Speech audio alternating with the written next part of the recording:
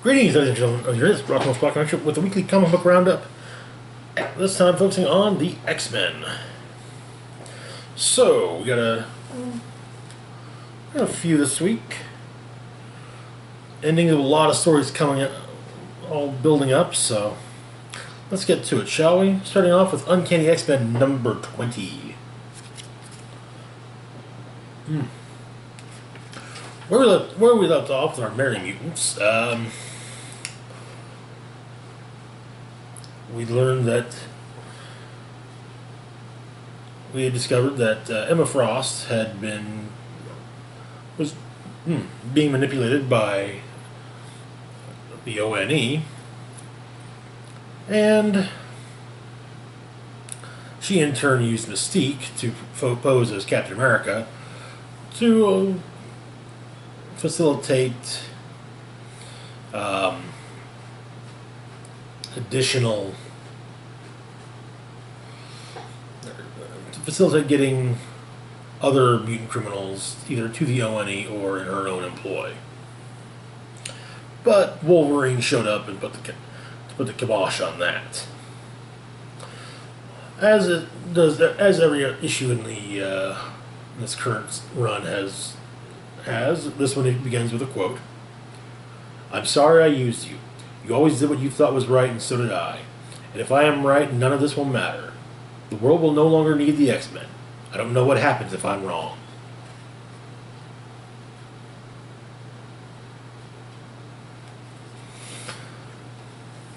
Alright, so the issue begins. The young boy getting the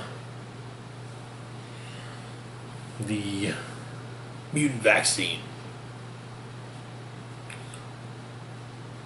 However, the spot after he gets the shot, the spot where it was given is beginning to hurt, and vomits up what looks like blood, and we then cut to 3 days ago in the cloisters in Washington Heights, New York.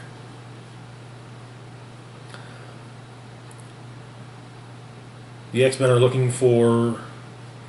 keeping an eye out for long-running Mr. Sinister henchmen, the Nasty Boys.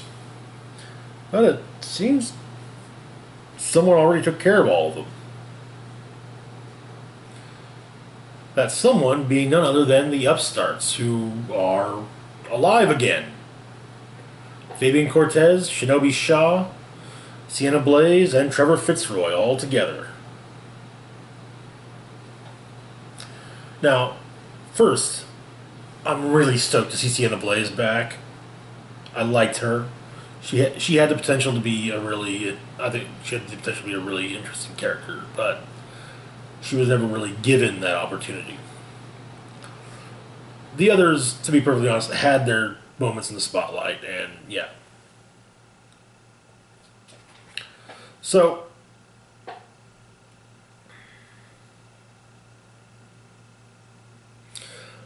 Fabian Cortez promptly accuses the X-Men of hunting their own kind. That once the X-Men do this, accuse him of the same.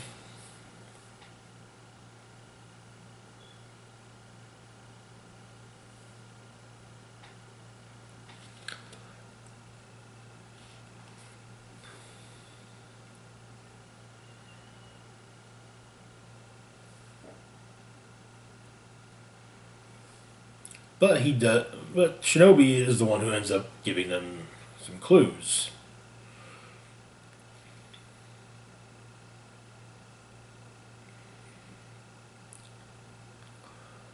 As he explains that he was trying to protect the mutants who are left from the bastard Hellfire Club and from the X-Men.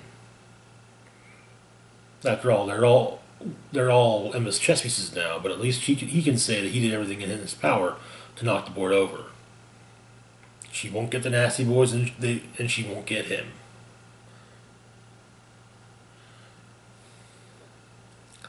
And with that, he's promptly dead.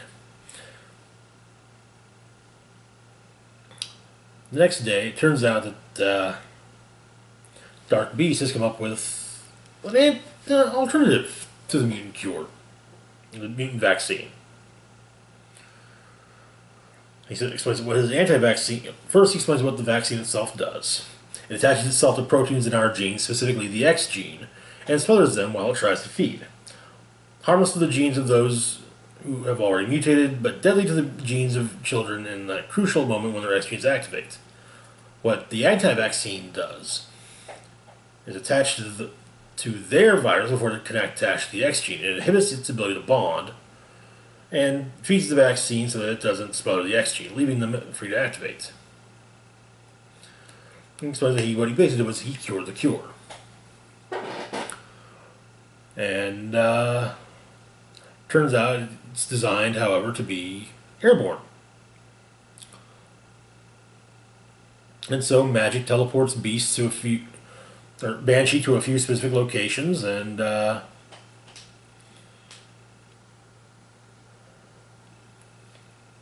idea being within a week, the vaccine will never work again. Now picking up where the last issue left off, Wolverine and also I might add Revenge, or Quenon, facing down with the Hellfire Club. Wolverine gives a speech about messing with his head, and Emma kind of interrupts with explaining that his head was already a disaster before she got there.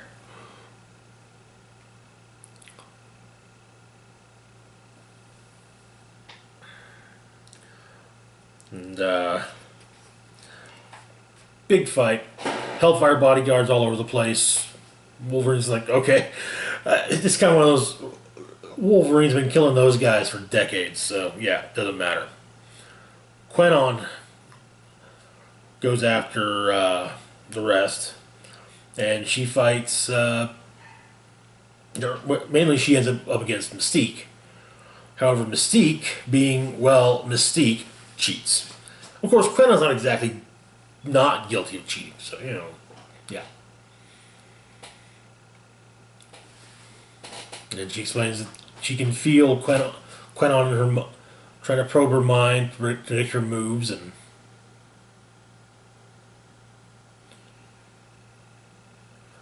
so she just swaps it out, swaps up forms with each move, and yeah. Lady Deathstrike, Elektra, Spiral, Quenon herself, and then Psylocke. Like, Psylocke as we knew her before yeah.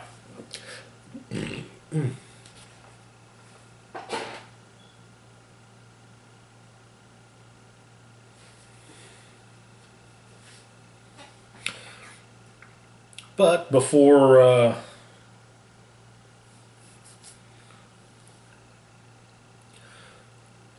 however, the ONE interrupts.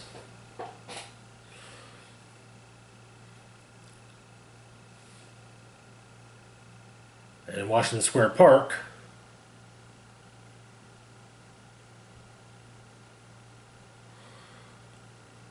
Cap shows up and has a talk with Scott and with some of the X-Men, explaining that he hasn't spoken to Scott since, the Rally Empire State.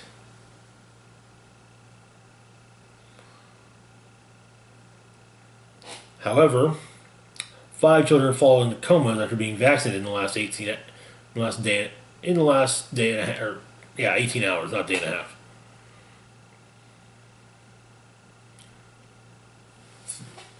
Something in the air is causing them to turn comatose.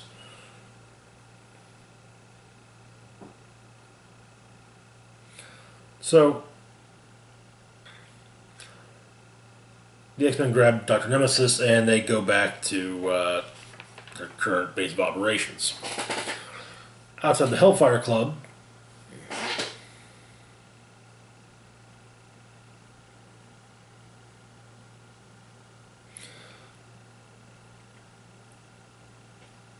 Callahan's taking everyone into custody.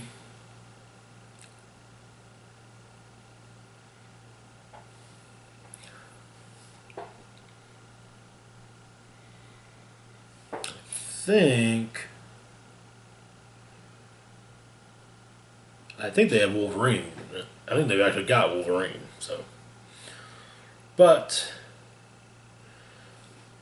the ONE's deal with the Hellfire Club has been rescinded,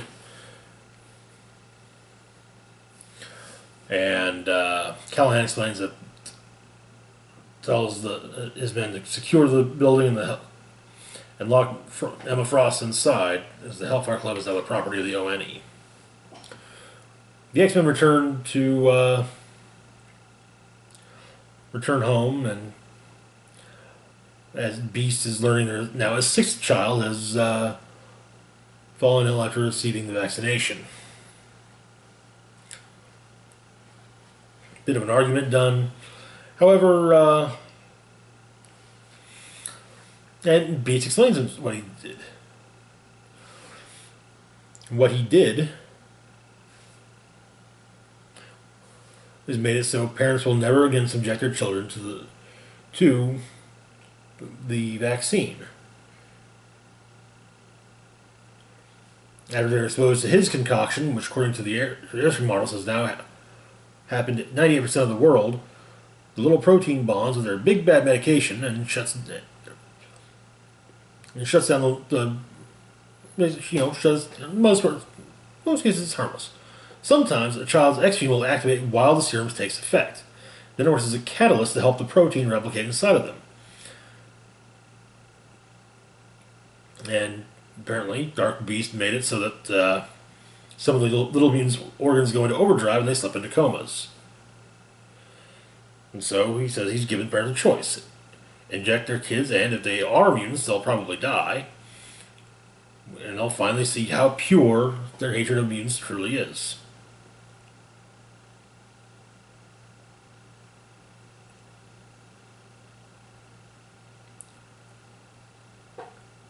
And it turns out that Sinister dropped a few subconscious suggestions to the X-Men that helped with the whole thing. But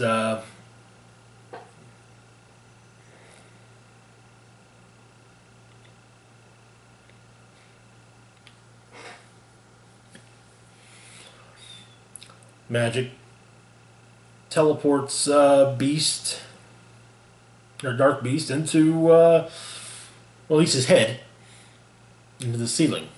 The rest of his body's hanging down from the ceiling. And so the Dark Beast is no longer a problem. Nemesis explains that, the kids aren't dead. Dark Beast is smart, or is smart, but not as smart as he thought, and he can fix it. He'll need to move quickly, but he can do it. But then Emma gets in contact with Scott telepathically, and saying, it's Emma, and she's going to give him back his memories. Asks him to, please not to get mad at her. And she's sorry, but she needs him now, and she needs the X-Men. Oh well.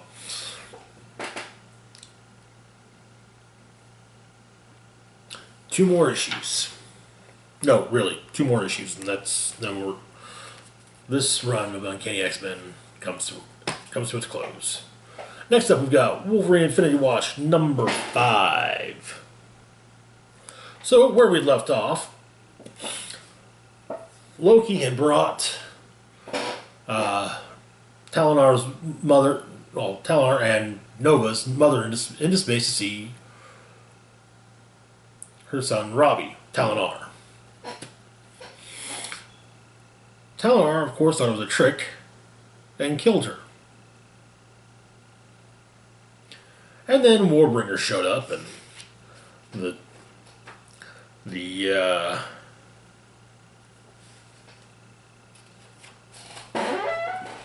Temporal Variance Authority shows up, and yeah, it's kind of a mess.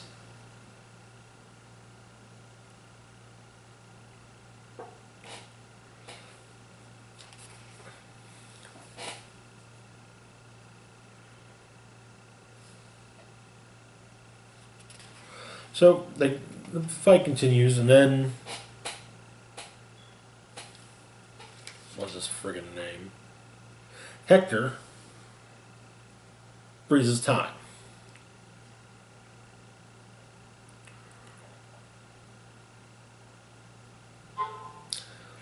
And so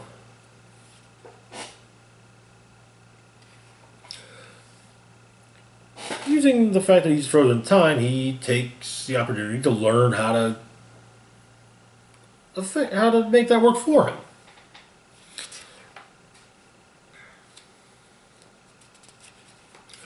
So, but he manages to turn things back to, well, he already managed to turn things back to before Gloria had been stabbed by her son.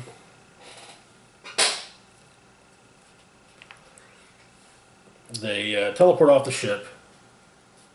Loki, Hector, Gloria, Logan, Talinar.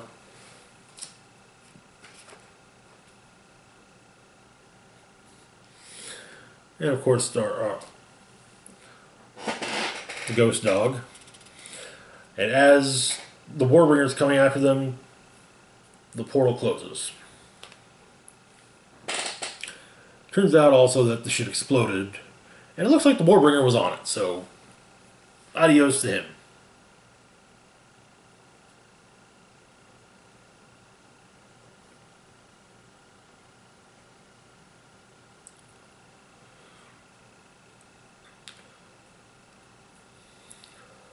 And, however, Robbie leaves once again, even with his mother telling it, about to drag him into the house. And, yeah.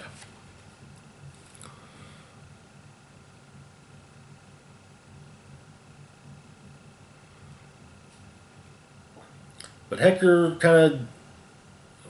Logan tries to get the time bat, or tries to get Hector to take him back to get the time bat, but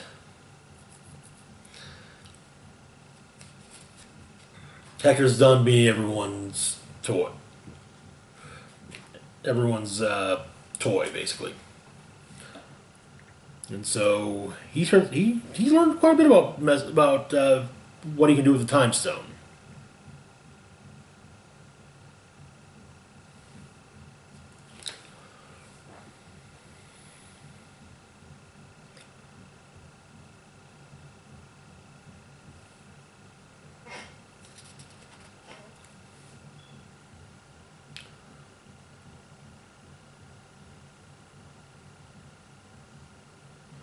And Loki kind of explains what he was trying to do.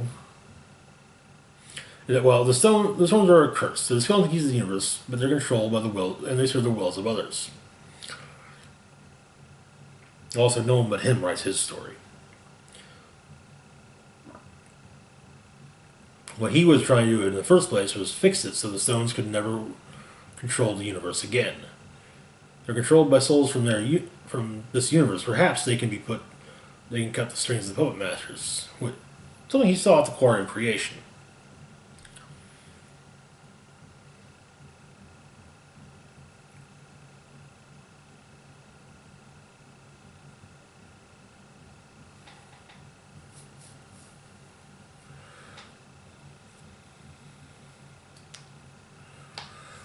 And so everything ends, and King Thor finishes reading the book, or the tale of it all, and realizes he's there drinking alone. Because everyone's dead.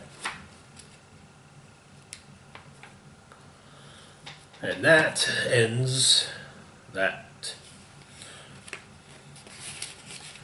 Also, in the next few weeks, we'll actually be getting 3 separate Wolverine one-shots. Next week will be Exit Wounds, and then 2 weeks after that will be both Wolverine Captain America Weapon Plus and Wolverine vs. Blade. So, yay, more Wolverine! Moving on, though, to Age of X-Men, The Amazing Nightcrawler, number 5. As the Age of X-Men also hurtles towards its conclusion. where we left off here, Nightcrawler managed to track down his son, his daughter, but it turns out that the Cuckoos frequently have been frequently brainwashing Nightcrawler and his fellow actors to keep them subordinate to the way they think they're supposed to be.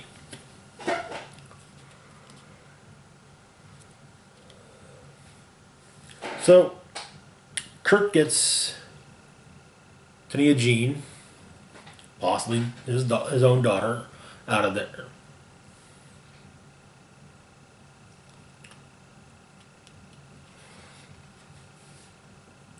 He then grabs one of the Cuckoos to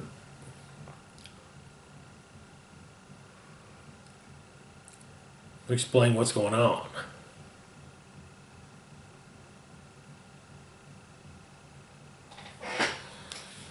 And so everything is...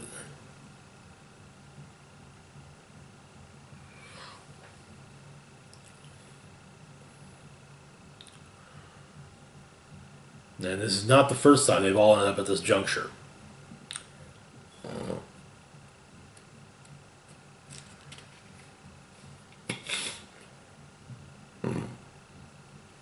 But we end up with a nice big fight, and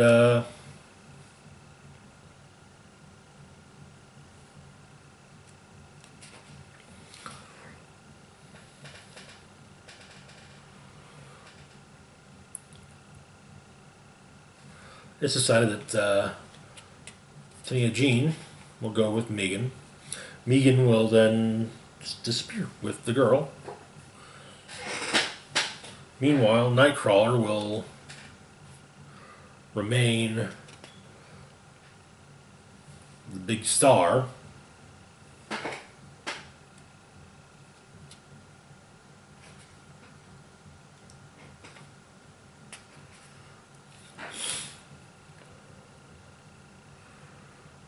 Because he wants to be perfect.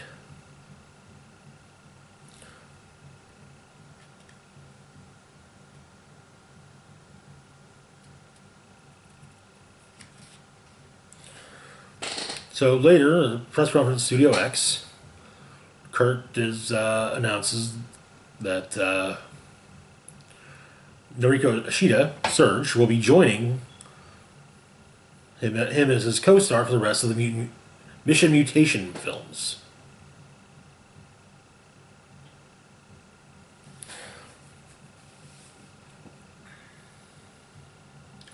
Explaining that Megan is pursuing her own projects and something she can be proud of.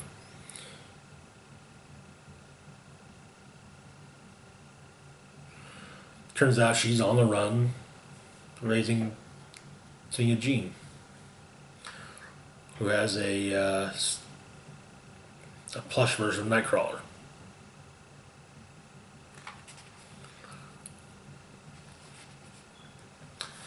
Next up, we've got Age of X-Men Next Gen number 5. Also the finale.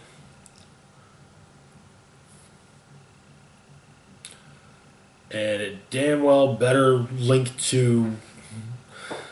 Well, yeah. So, where we left off, the Hope Summers Memorial Library had been bombed. And in fact, it was Enole who had brought the explosive.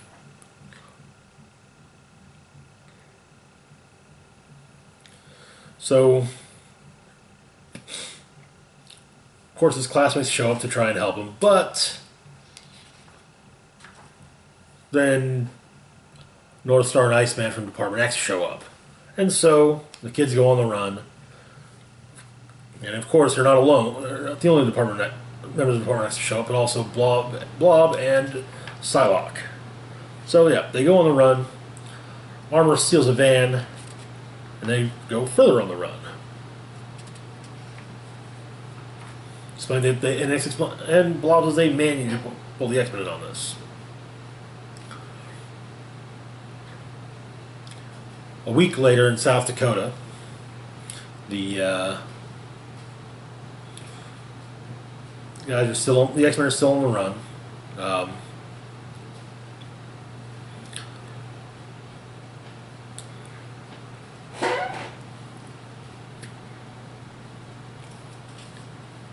heading towards the spot where the battle against X-Men happened, before the Age of X-Men began. Figuring maybe they'll find the time gem. Or that's not time gem. Wrong X-Bug. Hoping that maybe they'll find the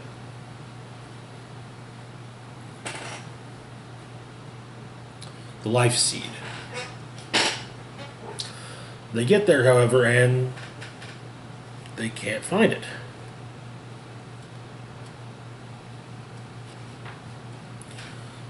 They're digging and digging, but then the X-Men show up, with Pixie included.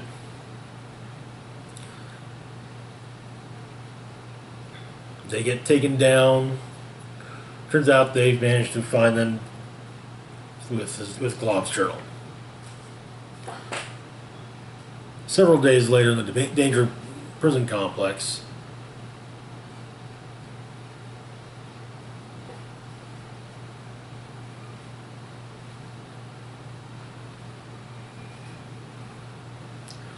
Glob sees everyone else, all the other kids popping in, and well, they don't know him. So when he realizes they don't know him, he runs back to his cell and begins writing out the new version of his journal.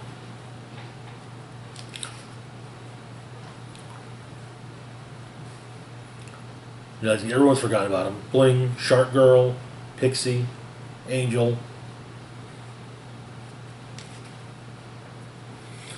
Those two little shits. Or at least they're taking care of his chickens. That's where this miniseries comes to its close. Now, I mentioned the fact that it ends in the Danger Room. And earlier I said I hope the ending of this is taken into consideration. Keep in mind, there's still one more issue of Prisoner X.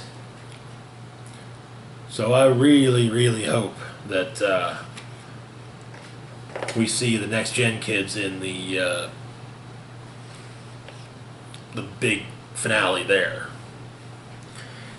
Anyway, that's it for this week's collection of X-Men books. As always, feel free to like, share, and subscribe. Let me know your thoughts on whichever X books you bought this week, or X-Men in general in the comments below. Hit the bell icon to be notified when I put new content, and as always, the links to my Facebook, Twitter, and Patreon are in the description box down below. This is Rock Roll Spock signing off, saying live long and rock hard.